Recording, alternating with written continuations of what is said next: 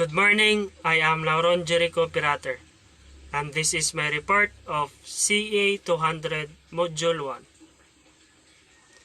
Contents: Institutional-based correction.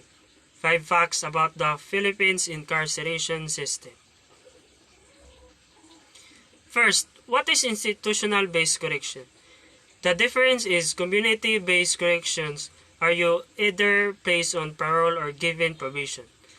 And institutional-based corrections are means that the individuals is placed in a prison or jail, which means they are housed in a secure correctional facility.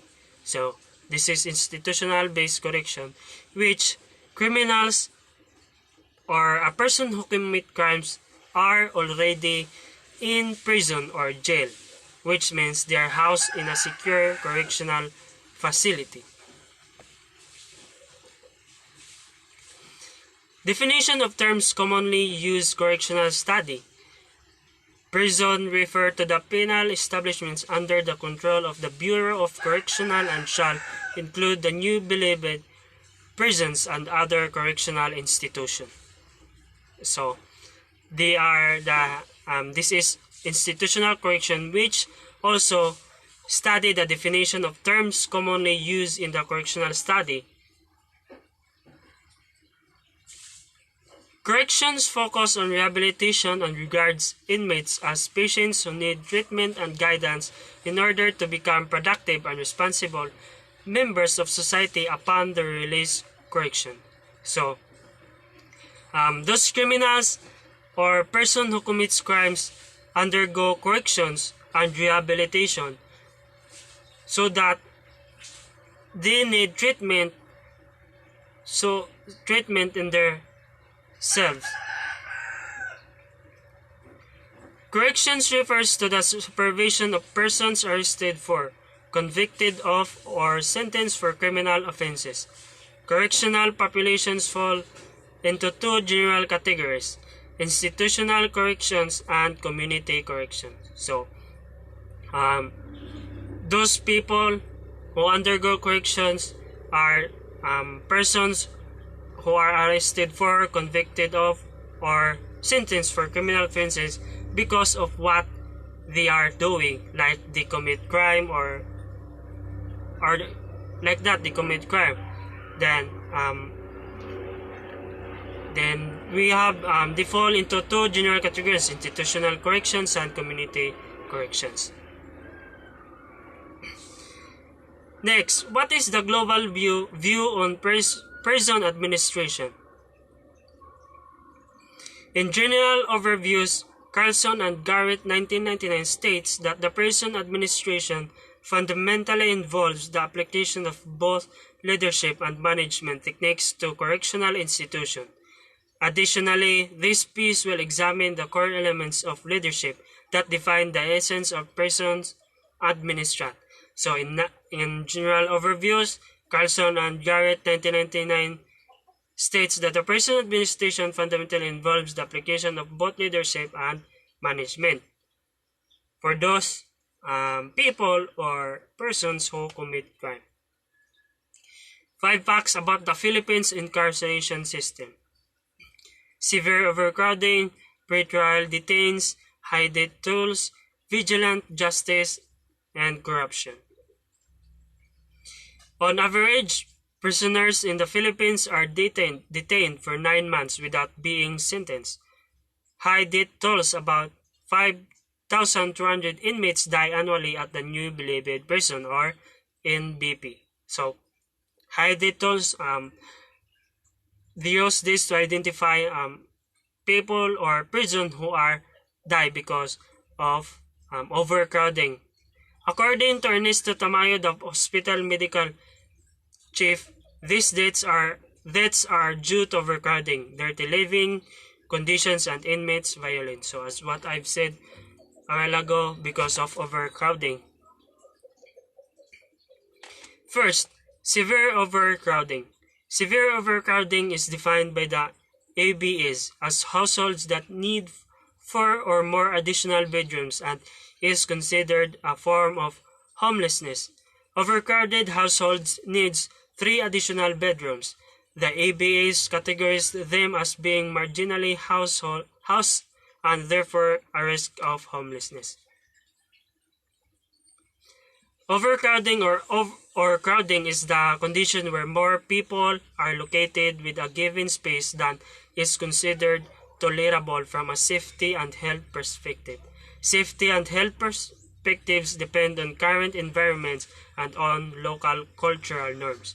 So, when we talk about overcrowding or crowding, this is a place where no extra spaces or areas, and yeah, overcrowding is not good, especially in prison or us. Overcrowding may arise temporarily or regularly in the home, in the public space, or on public transport. Overcrowding in the home can cause particular concern since the home is an individual's place. So, as what I've said, not only in the prison or for those people who are in jail, overcrowding means, but also in our individual place or homes, especially now. Effects on quality of life due to crowding may include increased physical contact. So maybe because of crowding, magkabunog, they have scratches or else lack of sleep, lack of privacy, and poor hygiene practices. While population density offers an objective measure of the number of people living per unit area, overcrowding refers to people's psychological response to density. So that's why overcrowding is not good even now, especially now, because this is a serious problem, especially in our prison or for those people who are in prison or criminal because of committing crimes. However, definitions of crowding used in statistical reporting and for administrative purposes depend on density measures and do not usually incorporate people's perceptions of crowding.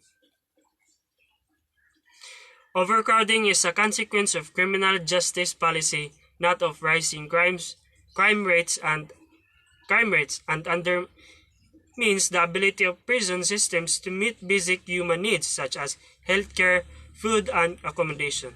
Yes, even though overcrowding is not important, it's very serious problem, but in order for those people who are in place that overcrowd, they need more or they need human needs such as healthcare. But because of overcrowding, we cannot say that there are more possibility that they are healthy because of overcrowd. No, and also food and accommodation. It also compromises the provision and effectiveness of rehabilitation programs, educational and vocational training, and recreational activities. The excessive of pretrial detention and the use of prison for minor PT offenses are critical drivers of prison population rates. Overcrowding, as well as related problems such as lack of privacy, can also cause or exacerbate mental health problems and increase rates of violence, self-harm, and suicide. So, as what I've said, overcrowding is a serious problem, especially in Philippines or in our country, because due for overcrowding, there are so many things or possible being happen like that: suicide, violence, self-harm, and etc. We have developed a 10-point plan to reduce prison overcrowding to provide guidance to policymakers on how to address prison overcrowding and mitigate its harmful consequences. This includes, for example, investing in custodial alternative to detention, both pre-trial and post-sentencing. So, next, diverting minor cases out of the criminal justice system altogether. So, dapat, so we need to separate the prisons in order to maintain and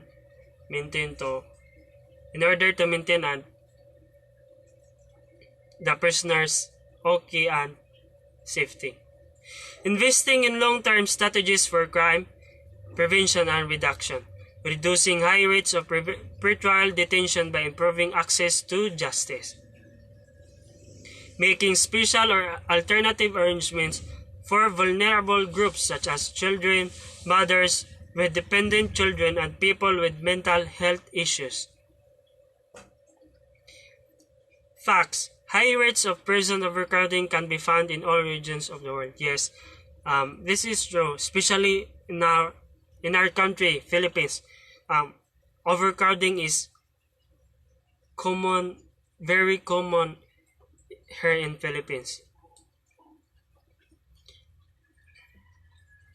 In many prison systems, detainees do not have the minimum space requirements recommended by international standards, and in some cases spending up to 23 hours of the day, if not all day, in overcrowded cells.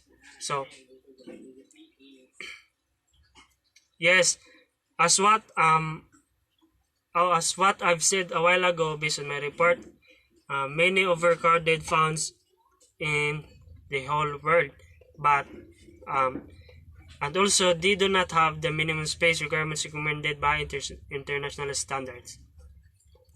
Overcrowding can be so severe that prisoners sleep in shifts on the top of each other, share beds, or tie themselves to window bars so they can sleep while standing. Yes, because due for overcrowding, many prisons or prisoners are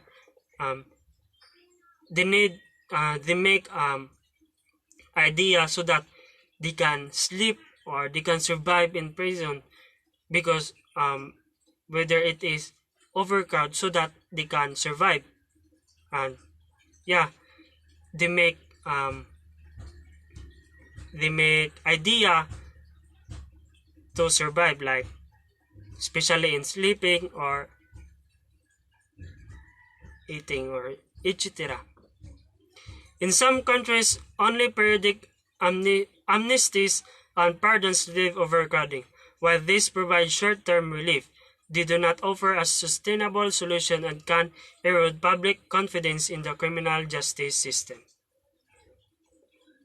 In others, costly prison building programs are undertaken to meet the growing demand for prison places.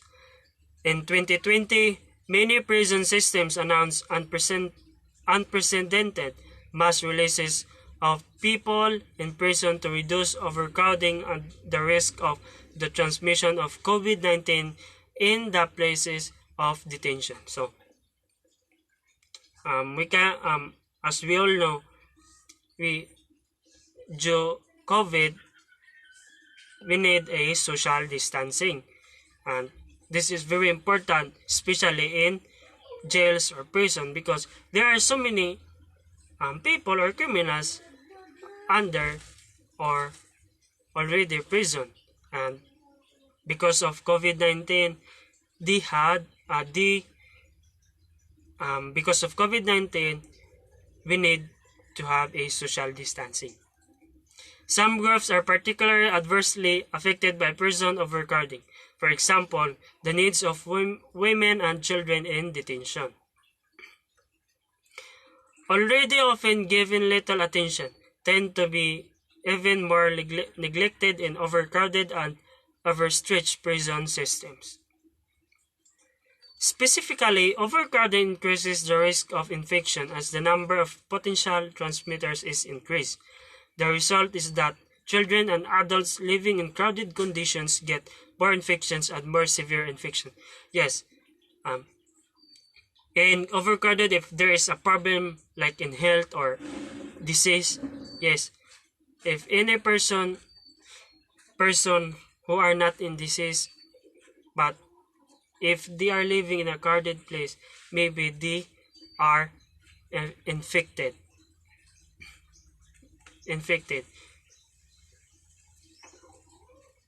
Whatever, even you are adult or a children. These are the disadvantages and effects of severe overcrowding. Its effects on quality of the life due to crowding may include increased physical contact, lack of sleep, lack of privacy, and poor hygiene practices. While population density offers an objective measure of the number of people living per unit area, overcrowding refers to people's psychological response to density. Second, pre-trial detains. According to the World Prison Brief, 75.1% of incarcerations within the Philippines incarceration system are pre-trial. So, according to the World Prison, there are 75.1% of incarcerations within the Philippines incarceration system are pre-trial. In 2018, 141,428 of 188,278 prisoners were pre-trial detained. Remand, also as pre-trial detention, preventive detention or provisional detention, is the process of detaining a person until their trial after they have been arrested and charged with an offense. A person who is on remand is held in a prison or detention center or held under house arrest. So, this person like person that commits crime that their investigations are processing, and because of that they need to be in a prison or detention center or held under house arrest until their investigation were completely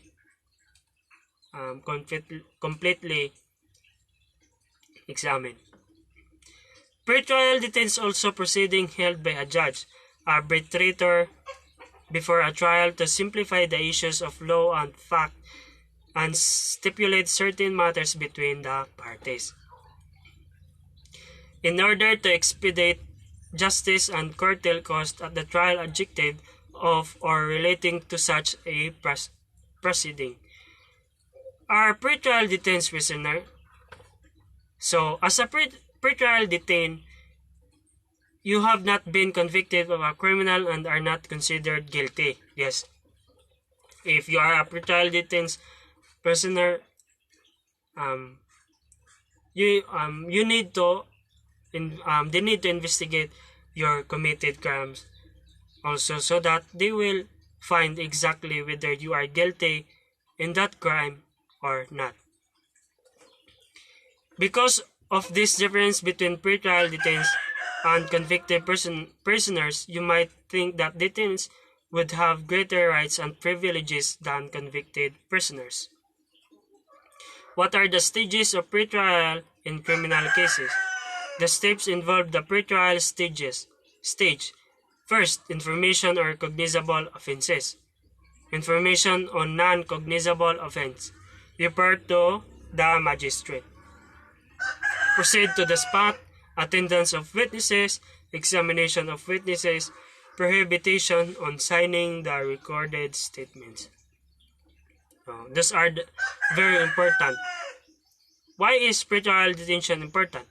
Pre-trial detention or keeping a person who has been accused of a crime in jail until their trial is a common practice.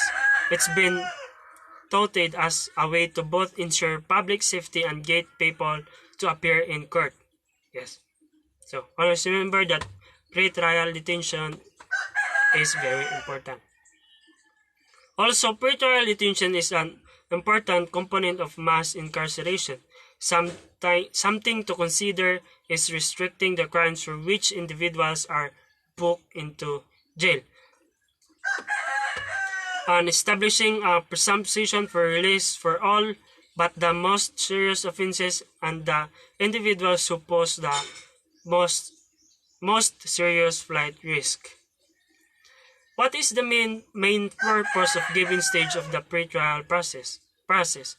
Once either an arrest warrant or summons to appear is issued, a case enters the pretrial stage. Yes.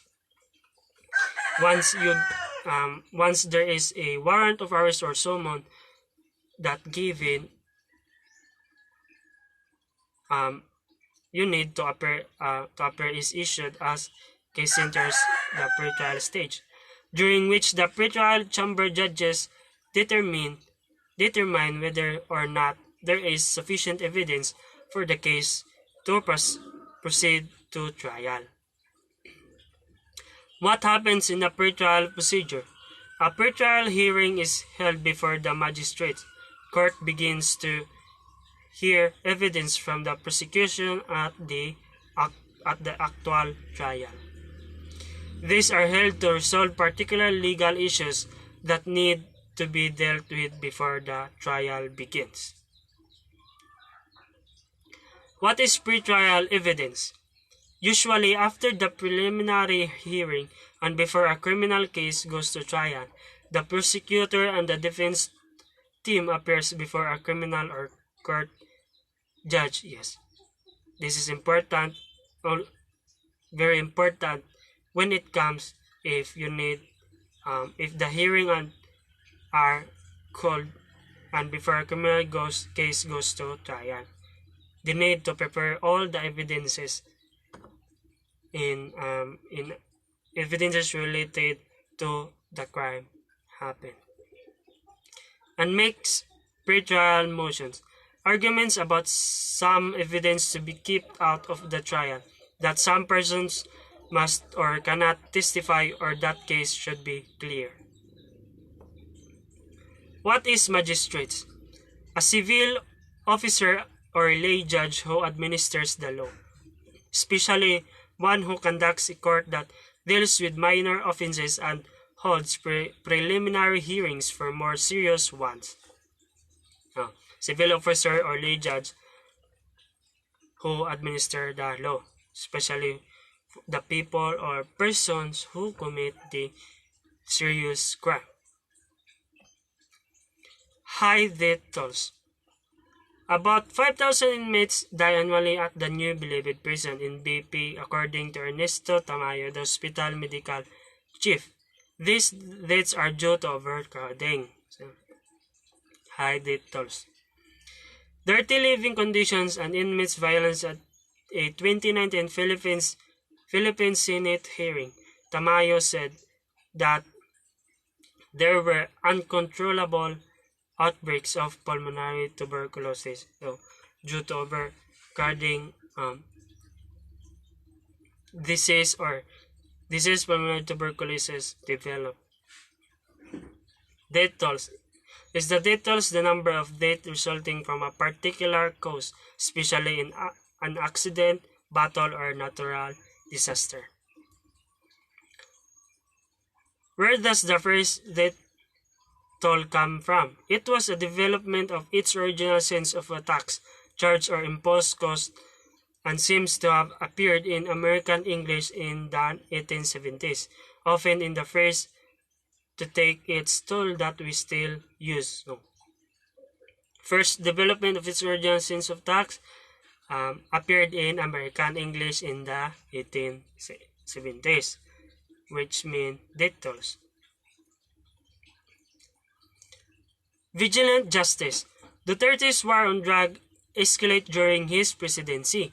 Jobless citizens were recruited to kill anyone suspected of dealing or buying or using drugs.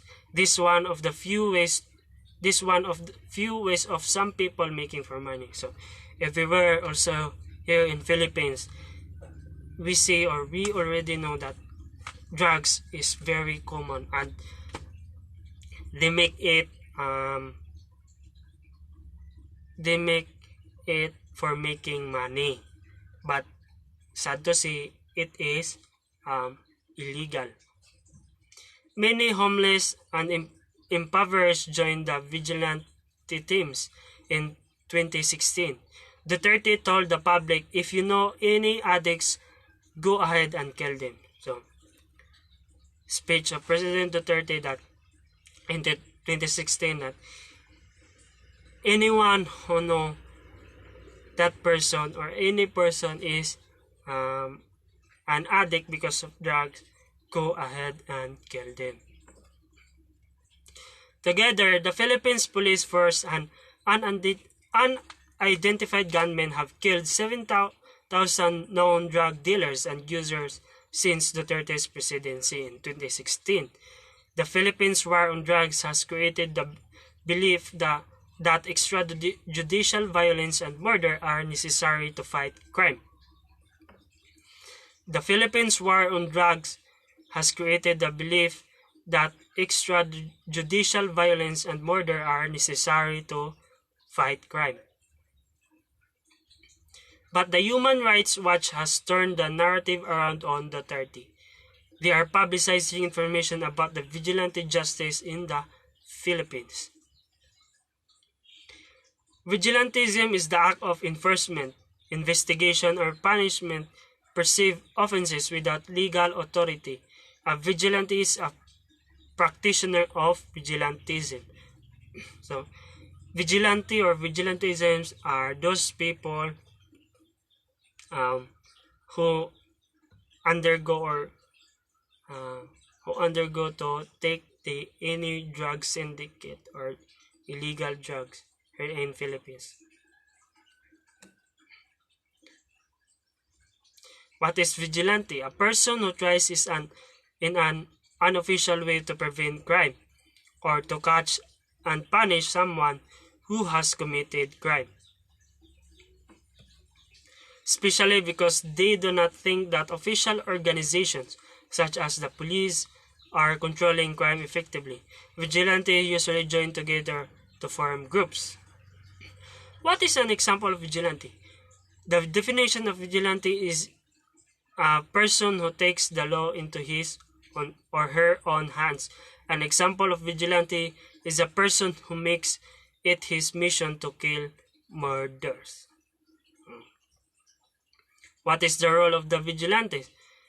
A vigilante is a group of committed people that at the micro level of the community set up to collect information on suspected criminals in its area, for sure by the police in the detection and prevention of crime. Is vigilantism good for our society? And though vigilantes sometimes solve problems when states cannot, vigilantism is prone to opportunism and can generate violence, corruption. Yes. Even though vigilantes sometimes solve problems in our society, but maybe they are also prone to opportunism, generate violence or corruption, and social othering. Vigilantes often operate in the weak states that lack the capacity to provide security and services to citizens and legitimacy among their populace. Corruption. In August 2018, the public learned a former mayor may have been released from prison for good behavior. He was originally charged for rape and homicide in 1993. Similar stories of corruption in the Philippines prisons continued to emerge. In September 2018, the public learned that a woman was told her husband's sentence would be shortened if she paid 50,000 pesos or $970. Later that year, senators stated that inmates could live like kings for a fee. This information led to further allegations. Prisons workers and officials were taking bribes to bring and distribute contraband to inmates. The contraband in question included cigarettes, cell phones, and televisions. Supposedly, inmates can also pay for personal cooks and nurses.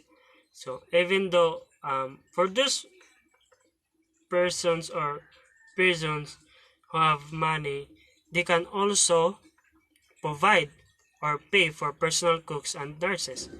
Inmates who cannot afford a better life within the prisons are stuck in overcrowded and dirty rooms. So, um, these are the prisons or inmates that may be poor and cannot afford a better life within the prison.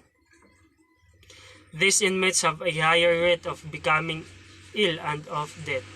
Now that the corruption has been unearthed, officials are taking steps to weed it out, one person at a time. Corruption is a form of dishonesty or a criminal offense which is undertaken by a person or an organization which entrusted with a position of authority in order to acquire illicit benefits or abuse power for one's personal gain. What is the cause of corruption? Main causes for corruption are according to the studies, the size and structure of government, yes, the democracy and the political system, the quality of institutions, economic freedom, openness of economy, salaries of civil service, press freedom and judiciary, cultural determinants. How can we stop corruption?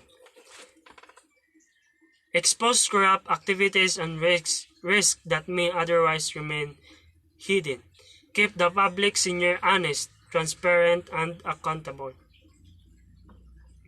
Help stop dishonest practices. Ensure that public sector employees act in the public interest. What are causes and effects of corruption? It has many different shapes as well as many various effects, both on the economy and the society at large. Among the common causes of corruption are the political and economic environment, professional ethics, and morality. Of course, habits, customs, traditions, and demography. The earliest records of prisons come from the first millennia BC or before Christ, located on the areas of mighty ancient civilizations of Mesopotamia and Egypt. During those times, prisons were almost always stationed in the underground dungeons. So, pinakasayong records of prisons come from the first millennia before Christ, located on the areas of mighty ancient civilization of Mesopotamia and Egypt, where guilty or suspected criminals spent their life either awaiting death sentence, or a command to become slaves. No choice, because in the past years, maybe if they are guilty or suspected criminals, maybe they are waiting for death sentence or maybe command to become as slaves or alipin. Often working as gallery slaves. Exception from that rule comes from the home of democracy, Greece. Their prisoners were held in the poorly isolated buildings where they could often be visited by their friends and family. Primary source of their detention were not dungeons, high walls or bars, but simple wooden blocks that were attached to their feet. Ancient Roman Empire, however, continued to use harsher methods. Their prisons were built almost exclusively underground, with tight and claustrophobic passageways and cells. Prisoners themselves were held either in simple cells or chained to the walls for life or for time. As slavery was accepted norm in those days, majority of prisoners that were not sentenced to death were sold as slaves or used by the Roman government as workers.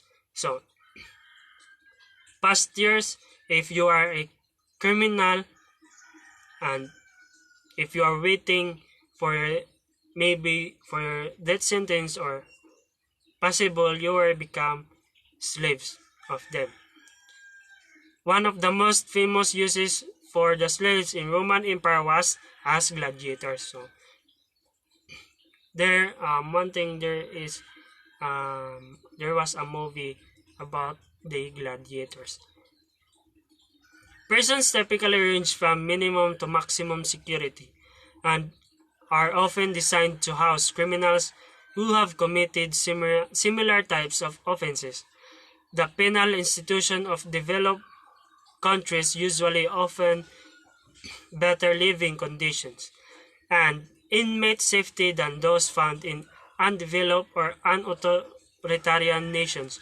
Through most correctional facilities are intended to incarcerate adult civilian criminals. Prisons types of military personnel, juveniles, violent psychiatric patients, and political agitators. Five basic prison types exist in the US. Other countries feature different methods of categorization. History of prisons from the birth of modern civilization in 3rd millennia BC or before Christ.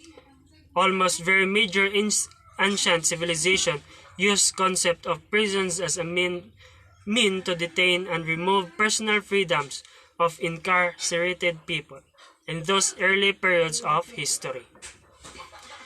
Prisons were often used as temporary stopgap before sentencing to death or life of slavery. But as time went on hand, our civilization developed, prisons started morphing into correctional facilities. That started implementing the concept of rehabilitation and reform of prisoners. In addition of holding convicted or suspected criminals, prisons were often used for holding political prisoners, enemies of the state, and prisoners of war. Religion's role in prison. Religion's value in prison is often about its contribution to the individual growth of development of a particular inmate. The focus is to perceive role of religion in helping lower the chances of recidivism among inmates. Other reasons, it focuses on the immediate value that religions have for inmates through their help in their coping and survival. The influence and practice of religion in the correctional settings is as old as the history of prison. Initial entry of religion into prison was probably carried out by religious men who themselves were imprisoned. The Bible stories of such prisoners include Joseph and Jeremiah in the Old Testament, and John the Baptist, Peter, John, and Paul in the New Testament. Imprisonment under church jurisdiction became a substitute for corporal or capital punishment. In medieval times, the Roman Catholic Church developed penal techniques later used by secular states, such as the monastic cell, that served as a punishment place for criminal offenders. In 1593, the Protestants of Amsterdam built a house of correction for women and one for men in 1603. So what is monastic cell? Monastic cell is a small room used by a hermit, monk, nun, or anchorite to live and as a devotional space. Cells are often part of larger communities, cenobitic. So that is monastic cell, a small house or place where they stay. Monasticism such as Catholic and Orthodox monasteries and Buddhist vihara, but may also form standalone structures in remote locations. Early settlers of North America brought with them the customs and commonly laws of England, including the pillory, the stocks, and the whipping post. During the 18th century, isolating offenders from fellow prisoners became the accepted correctional practice. Many old order correctional institutions are being refurbished or destroyed, replaced with facilities designed for better observation and security.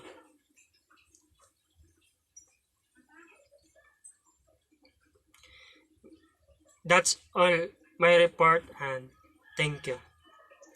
Hope you learned something.